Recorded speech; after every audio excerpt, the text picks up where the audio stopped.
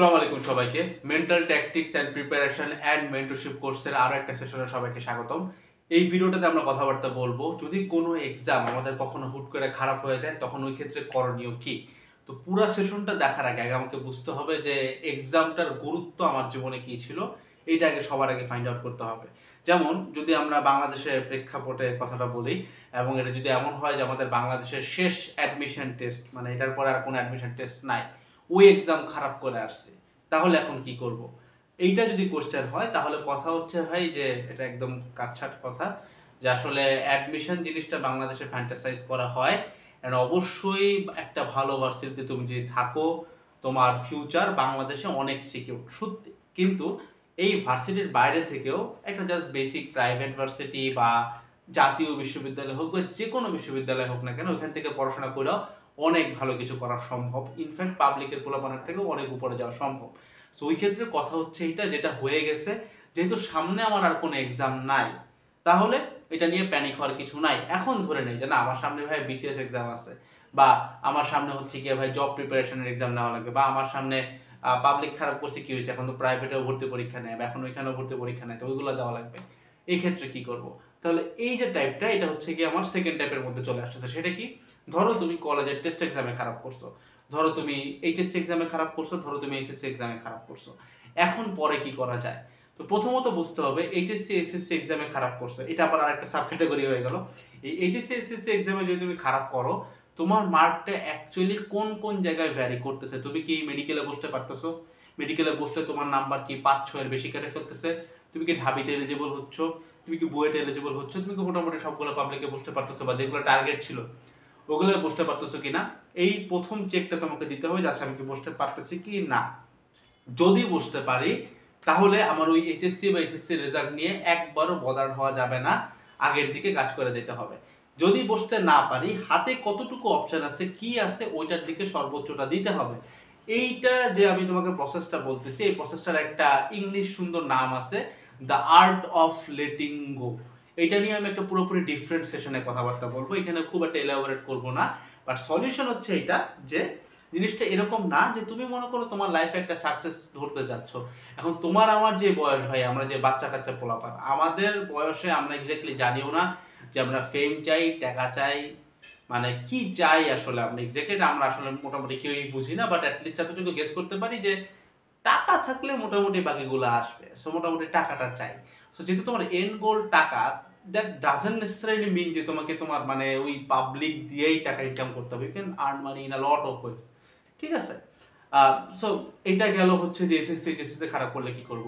কলেজের টেস্ট এক্সামে খারাপ করছে কি করব। কলেজের টেস্ট এক্সাম তোমার কোনো জায়গায় কোনোভাবে ম্যাটার করে না, সো এটা নিয়ে তোমার অতটা প্যানিক হওয়ার দরকার নাই।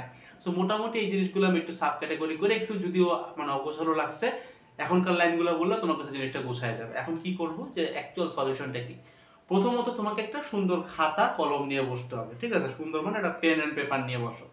এবার লিখবা যে তুমি কেন লাইফে এই অবস্থায় এসে এক্সামে খারাপ করছো, এক্স্যাক্টলি রিজনগুলো কি, কি কি ব্লান্ডার তুমি অলরেডি ঘটাইছো, কি কি ব্লান্ডার এই মুহূর্তে তুমি ঘটাইতেছো, এবং কেন ঘটাইতেছো, কি কি এক্সাম্পল মানে কি কি এক্সাক্ট রিজন আছে যে এইটার কারণে আমার ব্লান্ডারগুলো ঘটছে, এগুলো প্রত্যেকটা জিনিস ফাইন্ড আউট করবা।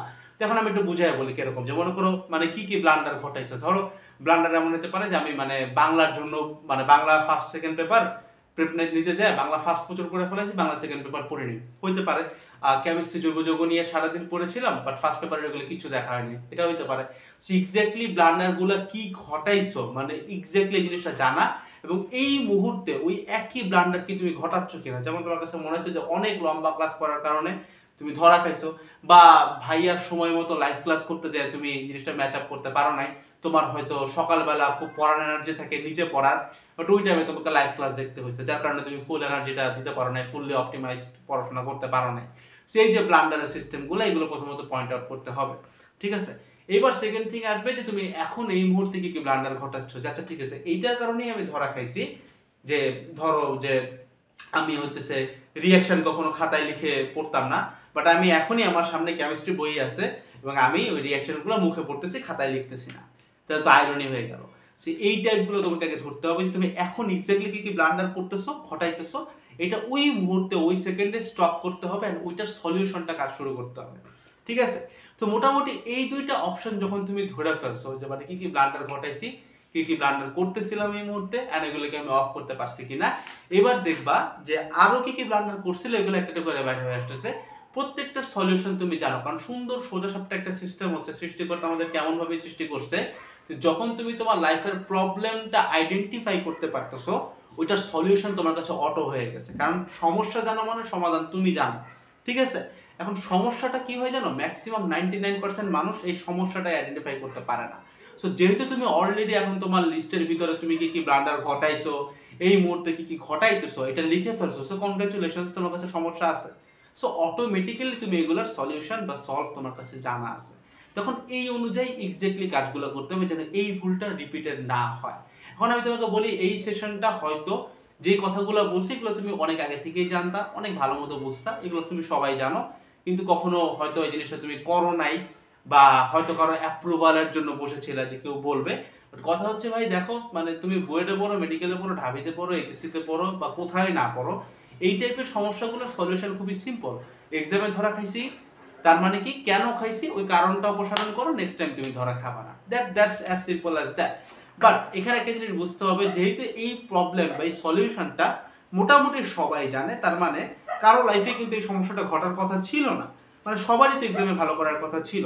তার মানে এটার উত্তর হচ্ছে যে এই প্রসেসটা তুমি জানলেও ধূপ করলেই যে তোমার, মানে ধূপ করে ওটা ফলো করলেই যে তোমার সব সলভ হয়ে যাবে, নেক্সট এক্সামে খুব কাঁপাই দিয়ে আসবা, এই জিনিসটা অ্যাকচুয়ালি ঘটবে না। বাট যে জিনিসটা ঘটতে পারে সেটা হচ্ছে তুমি যদি ফুল ফোর্স দিয়ে অনেক সময় ধরে ট্রাই করতে থাকো, কোনো একটা এক্সামে তুমি খুবই ভালো করে বসবা।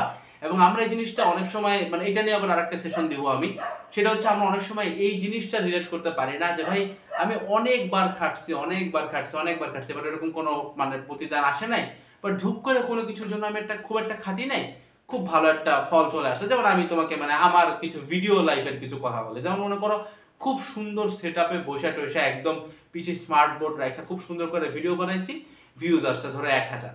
আরেকবার আমি একটা সেলফি ক্যামেরা অন করে ভিডিও বানাইছি, ভিউজ আসছে 1,20,000। সো দুইটার ক্ষেত্রে কিন্তু এফোর্টের আকাশ পাতাল পার্থক্য, একটাতে স্ক্রিপ্ট ছিল আরেকটাতে স্ক্রিপ্ট নাই, স্টুডিও সেটআপ ছিল আরেকটাতে স্টুডিও সেটআপও নাই, সেলফি ক্যামেরা অন করা।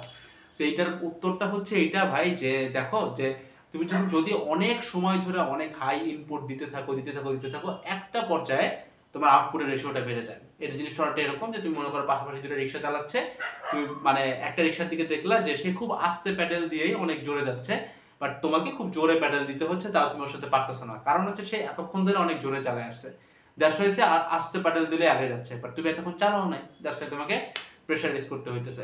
সো লাইফে আসলে মিরাকেল বইলে কোনো কিছু নাই, আমি বিশ্বাস করি। অ্যাটলিস্ট মিরাকেল হচ্ছে এমন একটা জিনিস, তুমি যখন অনেক সময় ধরে হার্ড ওয়ার্ক করতে থাকো মানে মানে রেজাল্ট পাও না, দেন কোনো একটা দিন তুমি খুব কম কাজ করে অনেক বড় একটা রেজাল্ট পেয়ে যাও, ওইটাকে আমরা মিরাকেল বলি। বাট মিরাকেলের প্রত্যেকটা মিরাকেলের পিছনেই ওরকম লম্বা একটা হার্ড ওয়ার্কের স্টোরি লুকায় থাকে। দ্যাটস অ্যাটলিস্ট আমি বিলিভ করি যে ওরকম ধূপ করে কোনো মিরাকেল হয় না, এবং ধূপ করে কেউ বড়লোক হয়ে যায় না, ধূপ করে কেউ খুব ভালো স্টুডেন্ট হয়ে যায় না।